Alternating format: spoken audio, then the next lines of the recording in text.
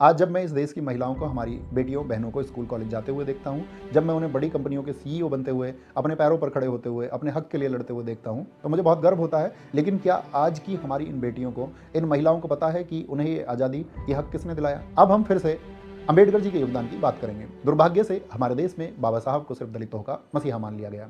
लेकिन सच्चाई यह है कि डॉक्टर भीमराव अंबेडकर भारतीय इतिहास के सबसे बड़े फेमिनिस्ट, नारीवादी या महिला अधिकार समर्थक थे। उन्होंने एक बार कहा था, मैं किसी समाज की तरक्की इस बात से मापता हूं कि उस समाज की महिलाओं ने कितनी तरक्की हासिल की है।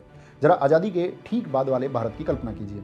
उस वक्त इस देश की महिलाओं, विशेषकर हिंदू महिलाओं की स्थिति क्या थी? अगर किसी औरत का पति रोज उसे पीटता है और उस पर जुल्म करता है, तो भी वो औरत उससे तलाक, डिवोर्स नहीं ले सकती थी, क्योंकि कानून में इसका कोई प्रावधान ही नहीं था। एक पुरुष चाहे तो 4 शादियां कर ले, लेकिन महिला कुछ नहीं बोल सकती थी।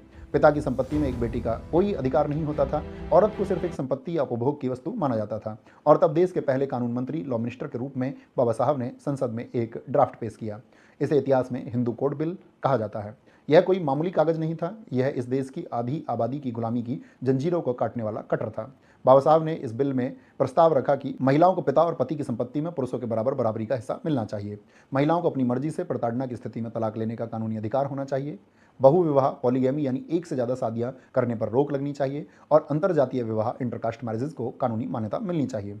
बच्चे गोद लेने का अधिकार महिलाओं को भी होना चाहिए। और साथियों, ध्यान से सुनिए, यह बिल सिर्फ दलित महिलाओं के लिए नहीं था, यह इस देश के हर एक ब्राह्मण, राजपूत, बनिया और शूद्र, हर हिंदू महिला की आज़ादी का दस्तावेज था।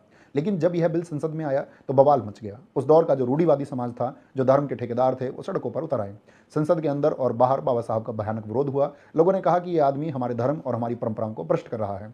तत्कालीन सरकार पर भी भारी राजनीतिक दबाव पड़ गया और सरकार ने इस बिल को पास कराने से कदम पीछे खींच लिए। अब जरा आज के नेताओं को देखिए।